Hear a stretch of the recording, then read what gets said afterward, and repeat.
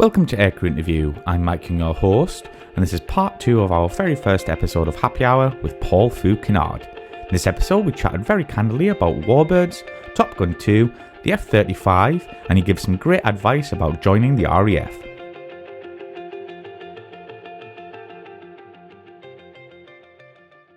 I made a very conscious decision when I left the Air Force that I didn't want to fly. Yeah, I remember you telling me that, yeah. I really didn't want to fly. Yeah. Because it's limiting, and that sounds like a really strange thing to say to a group of people that potentially most of them want to fly airplanes. Yeah, why? Like me, I'll be like, flying be limiting. Well, I'll tell you why. I mean, firstly, flying a military helicopter at 50 feet and below at 140 knots is great fun. Believe me, it's really good fun. Where you do it, some of the places you go and do that is also really good fun. I can imagine, yeah. But you can't do that as a civvy. You know, Yeah. your license will be dead by the time you land. Yeah. So there's the fact that the flying will not meet the expectation of what you're used to. So in my view, I was, and people who follow me will absolutely agree with this, I was a dreadful academic pilot. Right.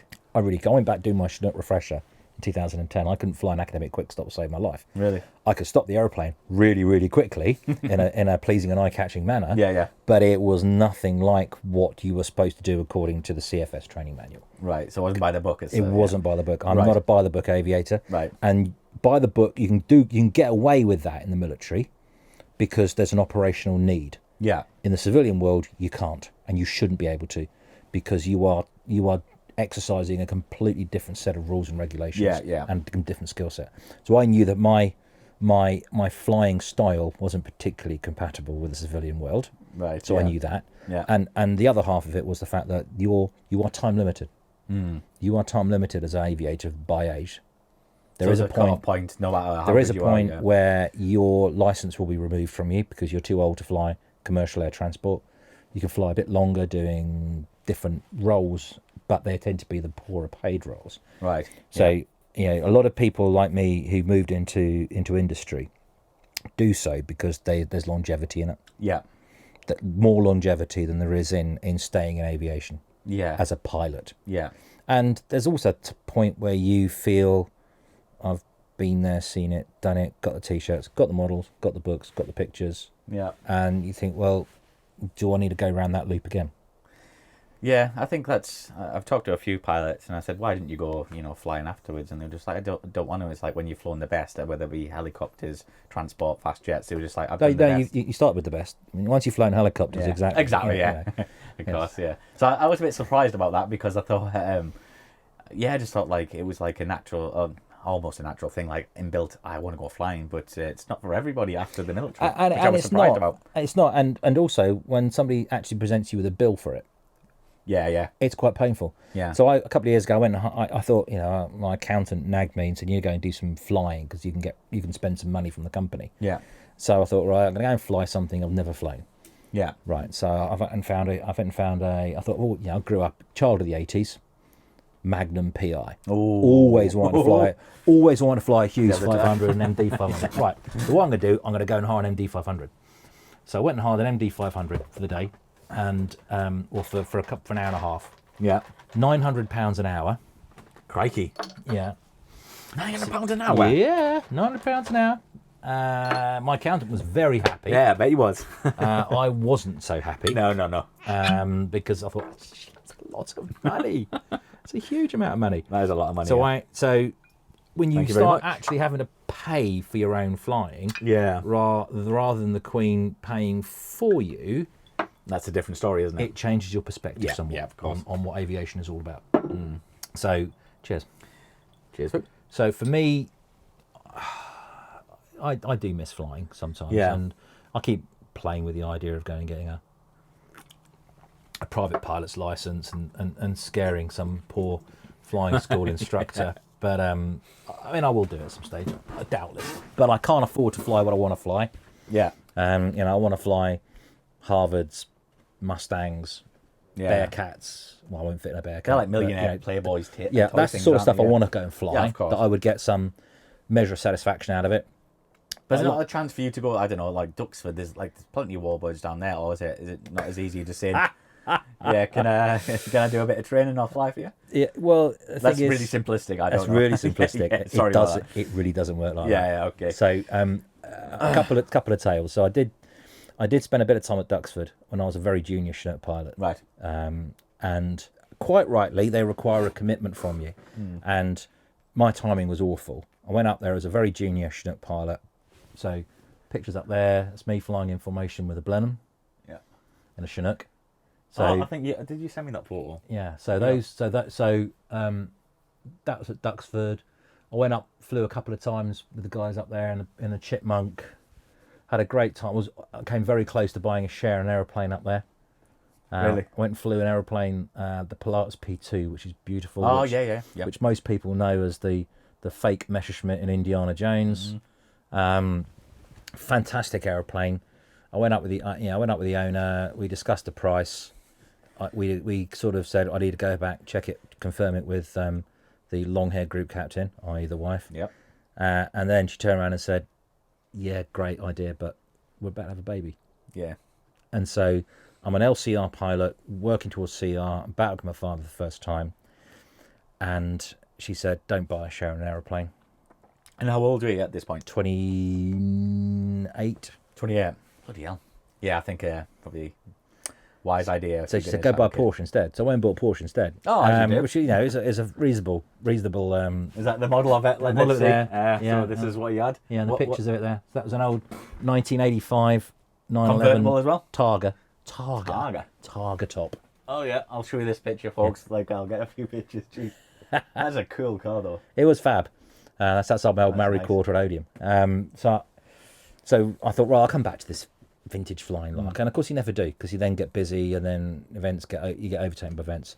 And a few years later, I'm at Benson. I hear this wonderful rumble. Yeah, that's a Merlin engine. I go out, Spitfire and a Mustang come in, run and brake, land. I hop in the 911, spank down to the flying club, and I help. The Spitfire's already been put to bed. Pilot's legged it. The Mustang pilot is still pushing the aeroplane in, so I give him a hand pushing the aeroplane in. And I said, "Do you want a hand putting it to bed?" "Oh, brilliant." Yeah. So he sat down, and I sort of helped him. And this Mustang is tinking, and it's cooling like shrinking metal. It's making that beautiful noise. Yeah. Beautiful smell. Yeah. And I'm putting all the blanks in and all the covers and all that sort of stuff. He said, "Hey, have a sit in the cockpit." So I went and sat in the cockpit, and I sort of went, "Yeah, that and that and that and that." And he said, "Oh, you know your way around the Mustang cockpit?" And I said, "Well, I've flown the Harvard, I've flown the P2, really want to fly the Mustang at some stage." And he said, "What's your background?" I said, "Well, obviously pilot, fly Chinooks, flown Tucanos, all that sort of stuff." Yeah. And he said, "Yeah, you could fly a Mustang." He said, "The thing you've got to bear in mind about Warbirds is that they were designed in the 1940s for guys with 150 hours total time to fly in a combat. Yeah. 200 hours total time." So he said, "Yeah, they would accept a higher accident rate on takeoff and landing than we would accept now, because these things are really expensive." Yeah. But, at the end of the day, guys were going into combat with 300 hours total time flying these aeroplanes. He said, they're not intrinsically hard to fly. But what they are now is very expensive in terms of insurance, and very expensive in terms of a private operator spending the cost of converting you to the aeroplane. So he said, the bit of advice he said to me is, he said, "You know what the hardest thing about flying a Mustang is?" And I went, "I don't know, probably a very, very late overshoot, because you've then, a bit like the Tucano, where you've got torque reaction, you've got the aeroplane will want to flick, because you haven't got enough control authority over the torque of the engine." He said, "No. So you cope with that." So the hardest thing about flying a Mustang is somebody phoning you up and asking you to do it.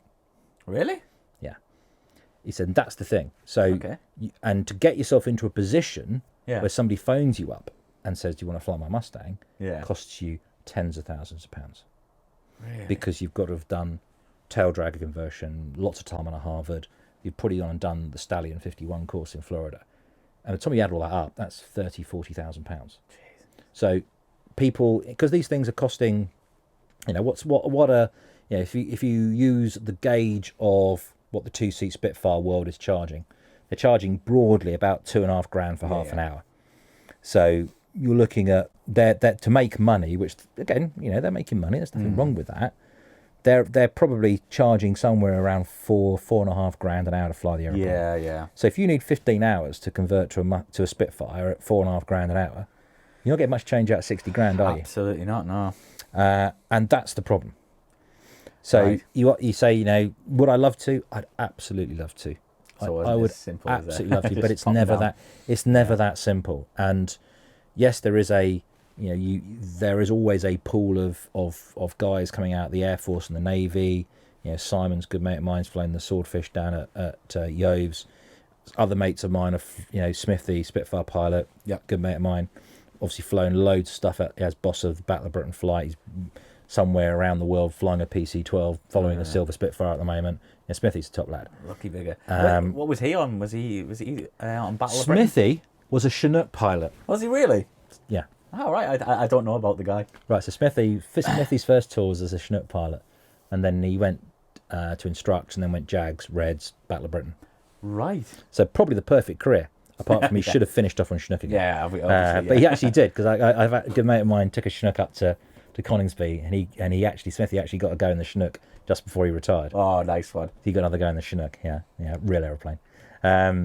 So there is well, I would love to. I'd absolutely love to. I mean, with all the history that I have, it'd be brilliant. But it's a commitment that when you're a parent, when you're a father, when you're a husband, it's a big commitment to do. Yeah, I can imagine. Because obviously, if somebody's going to spend a lot of their own money converting you to their aeroplanes, they want you available a lot of weekends to do it. Yeah, are you available? Yeah. And there comes a point where, if I won the lottery tomorrow, yes, I would be in Kissimmee next week doing a Stallion 51 conversion.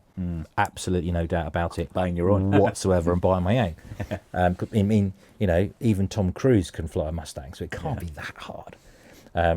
But it's also that whole commitment, money, and that's sort of flying that would absolutely I would love to go and do. Oh, yeah. That would float my boat. Yeah. But it's a heck of a financial commitment. And you mentioned Tom Cruise there. We have to speak about the new Top Gun 2 trailer. Or was it Top Gun Maverick? Is that what it's called? Top Gun Maverick, yeah. Have you seen him?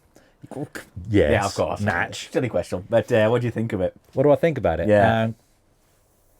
I think excited for it's. I'm going to go watch it. Clearly. Yeah. I think it might be we might have to go and get a group of hoods together to go and see it as a team outing, if only to throw rocks at the Fast Jet Muppets.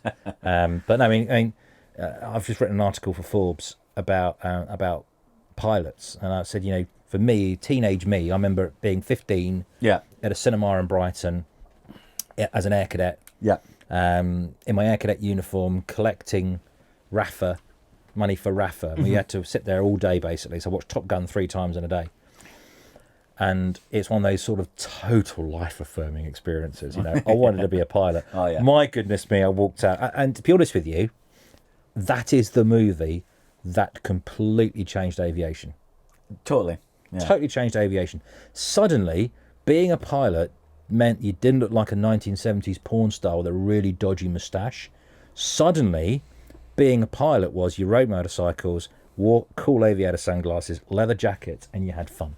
Yeah. And you look cool. And I think that's that's one of the good things. It's going to make pilots cool again. I mean, not that they're already cool, obviously, but back in the public eye. Do you know what I mean? We've been less than cool. What nonsense is this you speak? You know what I mean? But it's going to be back in the public eye. What and it did. I mean, the U.S. Navy got such a huge spike in recruitment out of Top Gun. Huge spike in recruitment out of it because of the way that pilots were portrayed and the way it looked. It looked cool. I mean, they made aviation look absolutely. The photography of that film stands up today. You watch that film now, and it's still the standard of the photography is still brilliant. It will be a challenge to reignite it, but the other part of it is that it also, again, I've just written this article for Forbes about exactly this, which is aviation's changed. Totally, yeah, completely. So, the sort of hard flying, hard drinking, cigar smoke. Hang on. What are we on about? Friday afternoon in the squadron bar, everybody's getting hammered, we're throwing cocktails back, we're smoking cigars, we're singing rude songs. All of that stuff isn't really what today is about. I don't think so. And that drinking culture is arguably for the better gone. Arguably, it's gone for the better. Yeah. I think it'd be interesting to see if we get involved in a proper knock 'em down, straight up shooting war. How long before it comes back? Because you look at all of the films about World War II. You look at the Dam Busters. Yeah. They have a massive wrecking party in the bar. Yeah. If you look at because it could be your last day, it could be your last day. So I think So the Way to the Stars, the Dam Busters, Mosquito Squadron, 633, all of them, they all go to the bar and they get hammered between ops because it's a coping mechanism. It was something that made you forget about what you just seen. It takes your mind off things reality, you've just done. Whereas now we have a military which is much more professional, I would say. Right. And we have a culture that's much less accepting of people turning up to work hungover.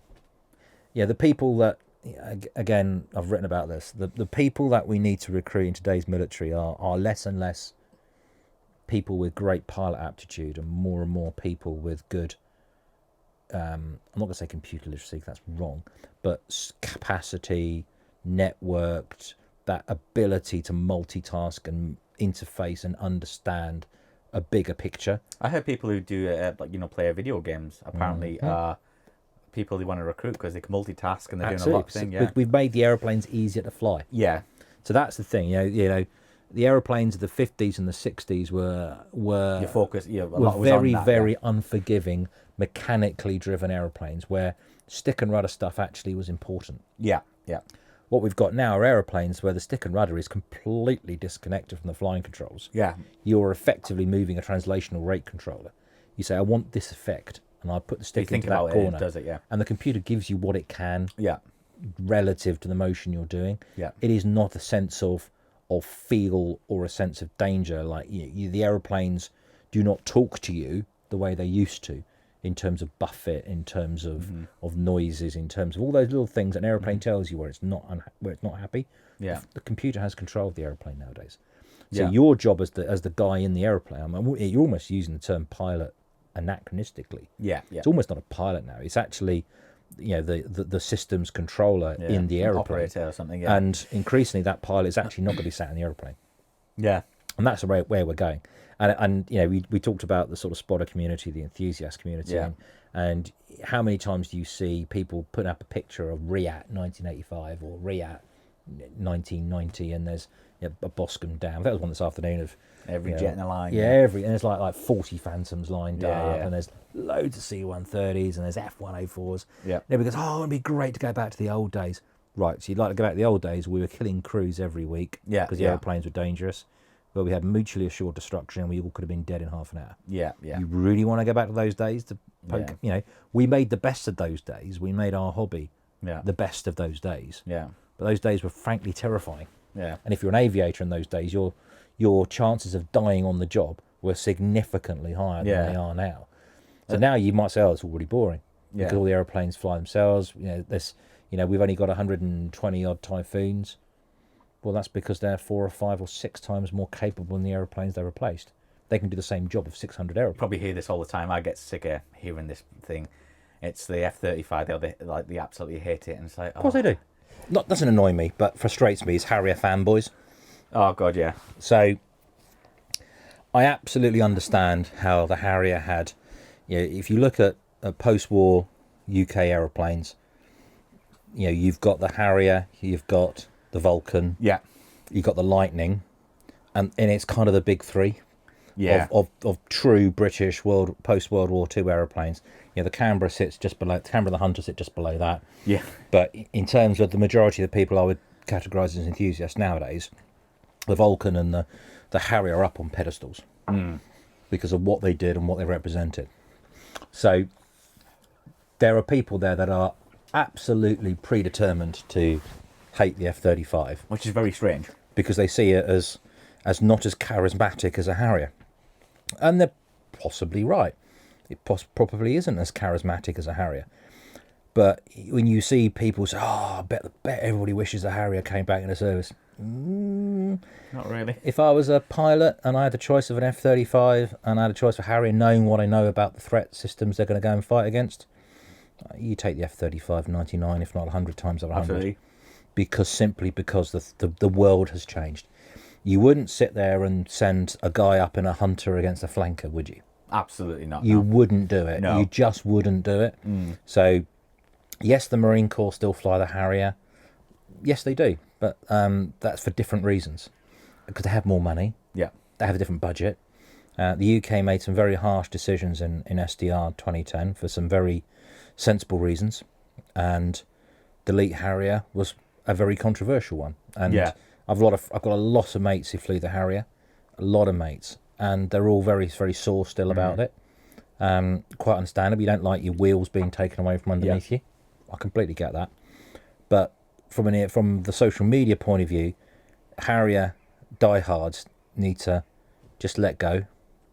They need to understand in the UK context the jet has gone. Yeah. They need to understand in the UK context the F-35 is an order of magnitude more capable than the Harrier in pretty much every possible part of the spectrum. And bits of the spectrum that you've never even thought of or never even knew existed. Yeah. The F-35 is just better. Yeah, I think it'll grow on people. Again, it's just like once it's into our RAF service, I think people love it. You know, And don't forget, kids going to air shows now for the first time. That's all they'll know. So that'll be their Buccaneer Phantom of the day, and they'll be like, "This is amazing." Absolutely. Yeah. So we're we've seen over 25 years a massive transition and the reason we've seen this massive transition is that we were in the early 90s we had the products of the 1960s. Yeah. The aircraft we were flying in the late 80s were products of the 1960s, where we had a very diverse aviation industry. Same in the US, where you had multiple contractors, all of whom needed to have contracts in order to stay in business. So you were buying designs that overlapped all over the place. Yeah. And it was the same in Europe. So you were buying aeroplanes to keep industry going. So we ended up in a situation in the 90s where we had all these different types of fast jet, all these different types of transport aeroplanes, all these different types of helicopters, which is great in terms of numbers, but it's ruinously expensive in terms of support and training, because you're having to, and what people, again, if you've not been in the military, you maybe won't understand is we learnt through the noughties that salami slicing didn't work. So salami slicing was, say, we've got 8 squadrons of F3s, we'll chop 2 squadrons. It actually saves a pittance. Yeah. Because all you're actually saving is the operating costs of those jets. Yeah. You're still having to pay for all the support infrastructure, all the technology support, technical maintenance support from the original equipment manufacturer, BAE Systems or Panavia, whoever it was. You still got a team of 200 people full time at Abbey Wood doing all the servicing, all the contracts, everything else. That hasn't changed. Yeah. So your salami slicing, you've reduced your capability, but you've not actually really reduced your costs. Yeah. Where SDR 2010 did learn, and where it was brutal, was it said the only way you really save money is to remove entire capabilities, remove entire fleets. Yeah. So we retired Jaguar early, saved some money. Yeah. We scrapped Nimrod, we scrapped Harrier. Yeah. Because we said we're actually going to put a time limit on the time on Sentinel, which has obviously now been removed. But that was how you save money. And I know we're enthusiasts. We don't want to see our favourite aeroplanes go. In the Warbirds sense, there's always I can't believe that aeroplane's been exported back to the US. We won't see it in the UK again. Well, just rejoice the fact that you saw it. Exactly. Enjoy the fact you had the opportunity to see that aeroplane. It's just like, just enjoy it while you can. Enjoy it while you can. You don't own it. You don't. It's a bit like, I wouldn't have painted it in that scheme. Yeah. Well, go buy it. Yeah, exactly. Yeah. If you want a Spitfire, you want it into a very, very realistic scheme with gas panels on it and everything else. Well, then go buy a Spitfire and paint it in those colours. Yeah. If you can't afford it, then and if somebody else has done it, well, it's kind of their right. You see it every day. You see a beautiful car. You see like a Lambo or a Porsche or a Mercedes come past, and you go, "Goodness me, why did you buy it in that colour?"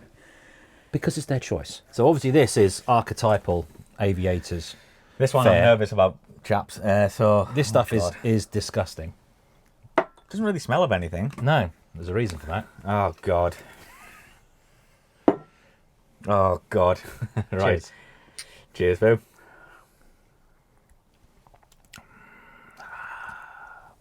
Welcome to Nellis. Bloody hell. Oh my god. I've never tried anything like that before. What's this called? Cherry mead. So this is the archetypal US fighter pilot drink. So they would drink that after a big red flag mission, or is it on the Friday night? This is it's a US Air Force fighter pilot tradition. So you can if you've not listened to them, listen to a band called Dos Gringos, who are a band made up of US Air Force F-16 pilots.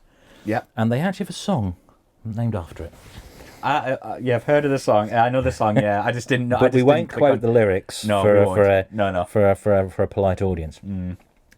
So it's almost impossible to get in the UK. Yeah, I've heard that. So like you have to import that just from America. I just buy it wherever I see it. So when you see it, to buy it. Yeah, it's just one of those things. You buy it when you see it. Is it cost you a few quid? Is it? No, like it's cheap. Oh, when is you it? find it, it's I thought cheap. it was really expensive. No. No, there's a reason. If you tasted it, that's the reason why it's not very expensive. Yeah, you've got a pretty good shelf over here. So do you ever have guests in here apart from obviously me? Yeah. So I've entertained industry in here. I've mates down here. It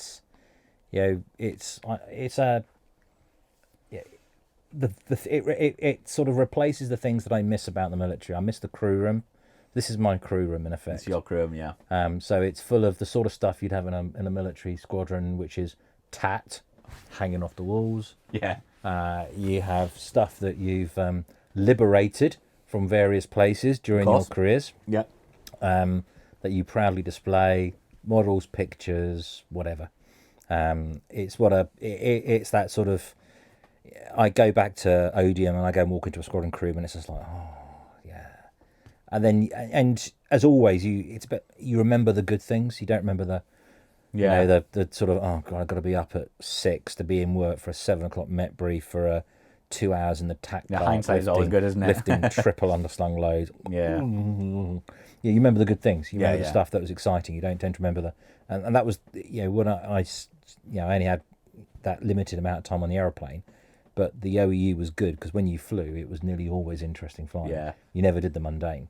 It was very rare you did the mundane on the OEU. It was always exciting flying. And what do your family actually think about you being a pilot? Do they think it's really cool? No, not at all. They're not bothered?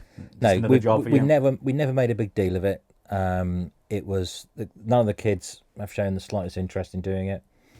I've never pushed them into any. They're all doing different things. They're all interested in completely different things, and I think that's brilliant. It's great. It's their lives.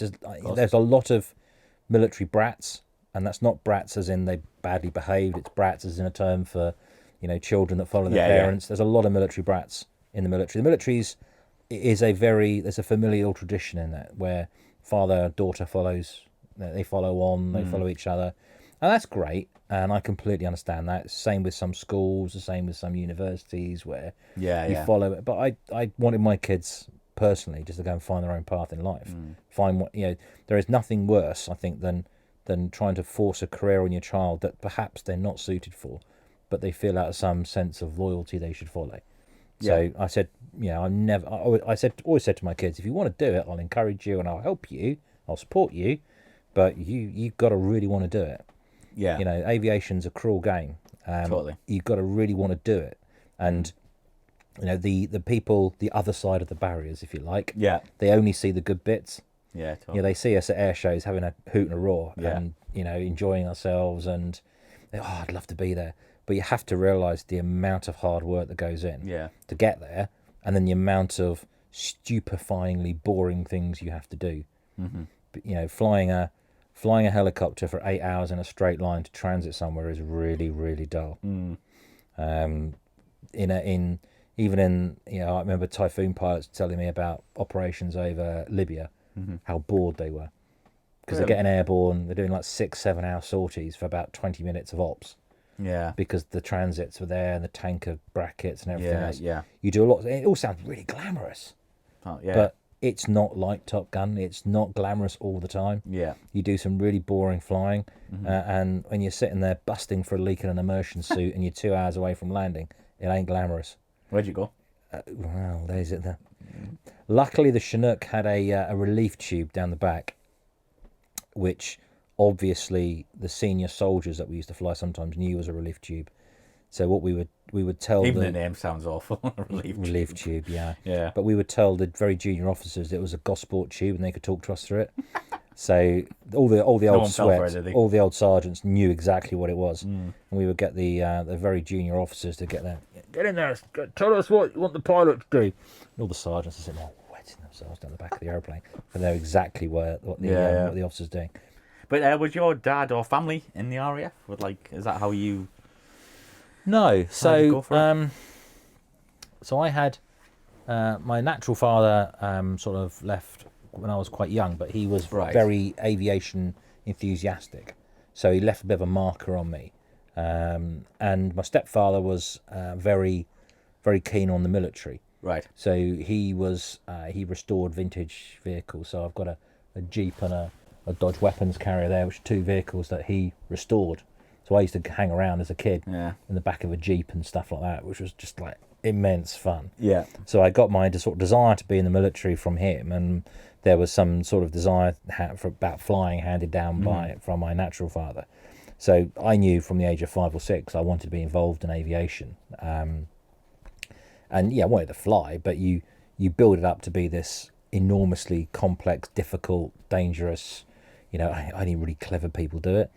And the trick is actually not. There's that myth that a lot of people I can't even answer the question. They're like, do you have to be really smart to get in the RAF for him? And I was like, I don't know, but I know a lot of people who just work hard.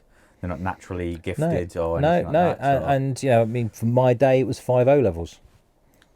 That was the minimum educational standard you need to get in. Equivalent of. So that's the equivalent of GCSEs. GCSEs. So you needed 5. You needed 5. So in GCSE money, you needed 5 GCSEs, grade 6 or above. Oh, five, 6. Right. So O levels were C or above, of which you had to have English and you needed to have maths. But everything else was open game. I only got 5 O levels. You wouldn't know that today. No, I got 5 O levels. I got 4 A levels, and I got a 2-1 honours degree.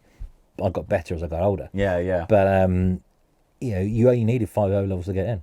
What about common sense? Does that come into it? Common sense. Because there's a lot of smart people, but they don't have common sense. I've met some very, very socially awkward people with almost no common sense in the military. Yeah. Oh, really? Oh, yeah. Absolutely. Wow. Absolutely. You meet characters that are on off. Yeah. They're literally they're binary people. They're 1-2s, 0-1s. Yeah. There's nothing between. No shades of grey. Because actually, when they're on the game, they're fantastic.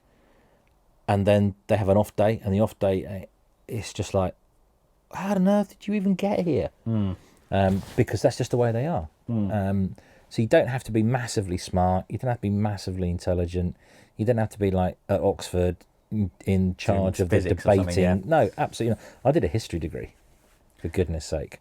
I think in America it's different. I think you have to have some sort of degree, don't you? I think the way they commission their officers is different. Yeah. So they commission through the academies and through the ROTC program. Yeah. So that infers that every officer has a bachelor's degree. But all that does is moves the bar up.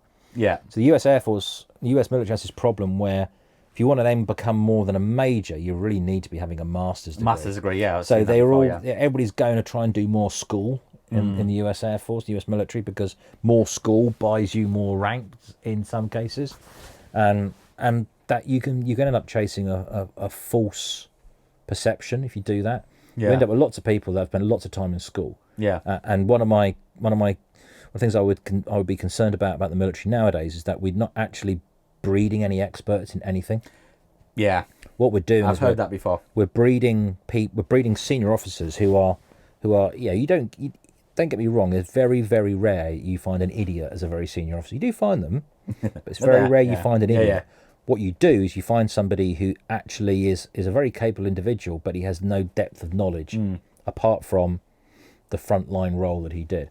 So you'll find somebody who knows everything there is to know about strike attack because he flew about 8 tours on tornadoes. Yeah. But he doesn't actually understand the broader piece because he's been dipped for like a year, 18 months, and it's not So some of those niche specializations, such as airworthiness, such as test and evaluation, acquisition, areas where actually it's quite arcane. Yeah. And you can't just go in there for 18 months and understand it and be productive. you actually need years and years and years in there to understand how it works, which is why, that sadly, I think we're heading towards an era of more and more regulation. Yeah. Because if you don't understand something, you regulate it out. Of course, yeah. So if you're a very experienced officer who understands what your charges are doing, you don't need to regulate them. But if you don't understand what they're doing to protect yourself, because obviously nobody wants to end up in a coroner's court being the person that signed off on something, you regulate. Yeah. So my sort of fear for the military going forward is that we're not giving our very senior officers the opportunity to specialise in areas, because they are concerned that if they specialise in an area, it will cut off their career paths. Of course, yeah. So people hop around the whole sort of era, the whole world of defence, which is great. They have a veneer thin understanding of lots of things. They rely on their staff. The trouble is, if the staff are all hopping around wanting to get that veneer thin because they want to move up, then actually how far deep do you have to dig before you actually find the knowledge? Yeah. You can open the book at any rank and find the regulation. Where do you find the knowledge? Yeah. And that knowledge actually increasingly sits further and further and further down the chain. So there's a couple of us at Abbey Wood who, as squadron leaders, we're paper boys at Abbey Wood, but we're having 2 stars phoning us up saying, my 1 star doesn't know this, my group captain doesn't know this, my wing commander doesn't know this. Do you know the answer to this? Well, yeah, because it's this, obviously. Yeah. We spent 8 years doing this. Of course we know the answer. So when you get an enlightened 2-star that understands they don't understand the answer, but they're then frustrated because none of the people that should be able to give them the answer can, because everybody is sitting there playing the game.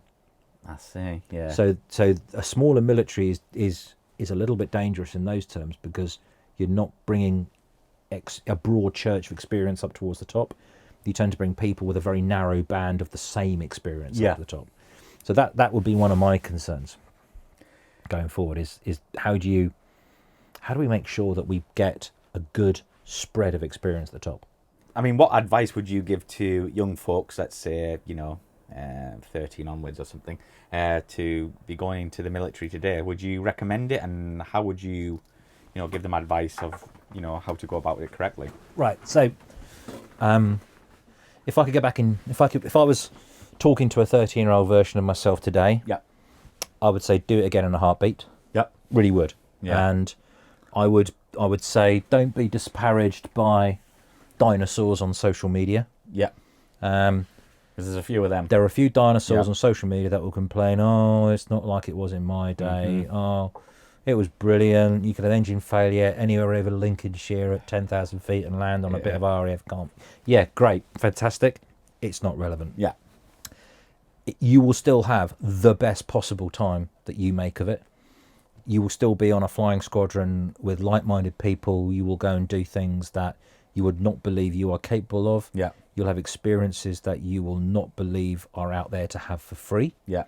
Some of them are frightening. Some of them are exhilarating. Some of them are a bit of both at the same time. So if that's, and there's that also that desire to serve.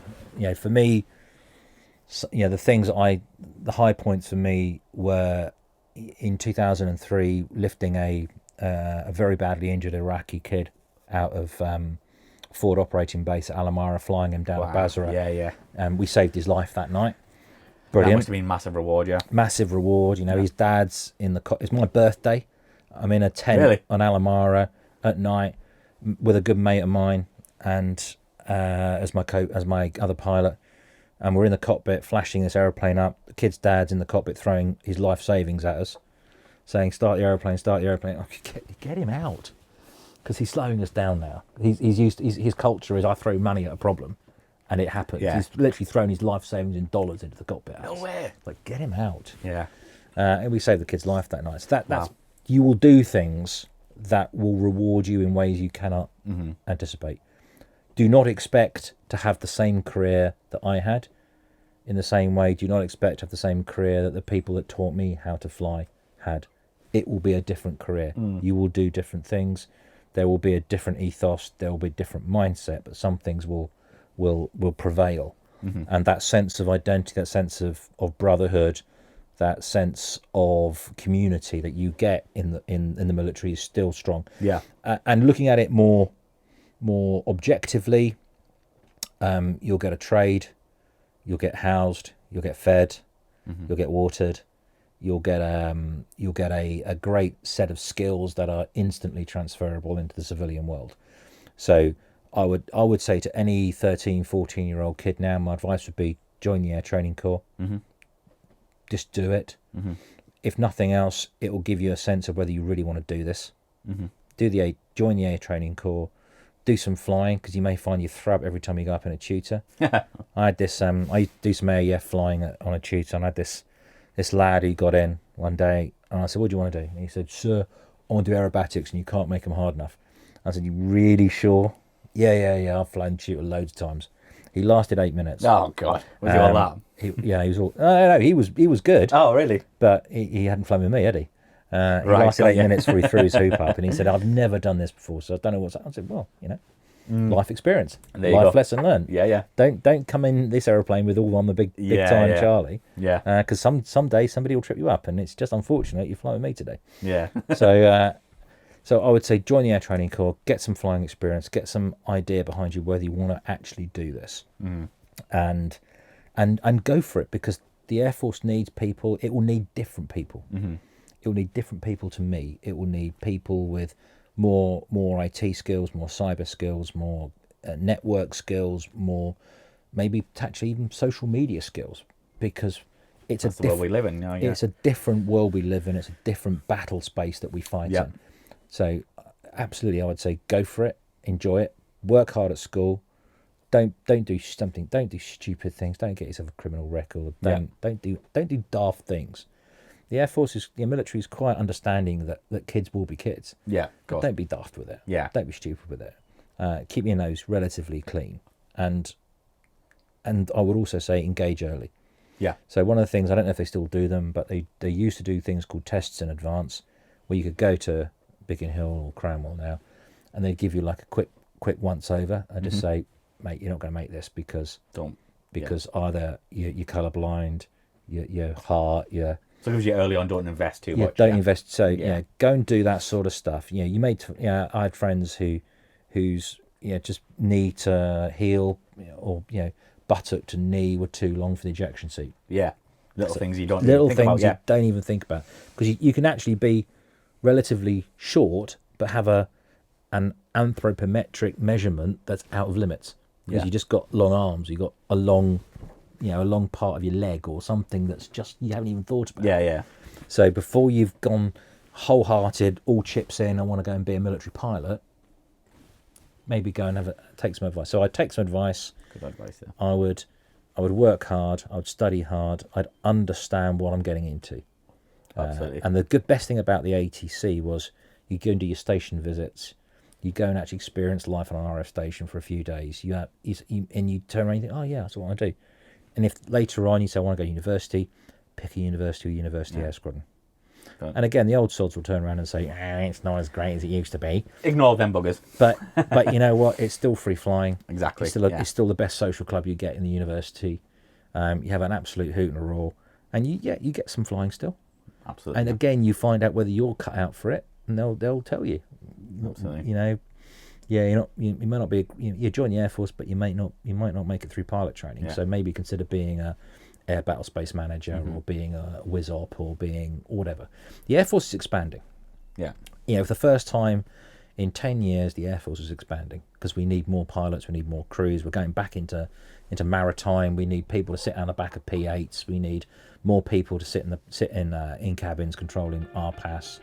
The Air Force needs people. It needs bright people. It needs switched on people.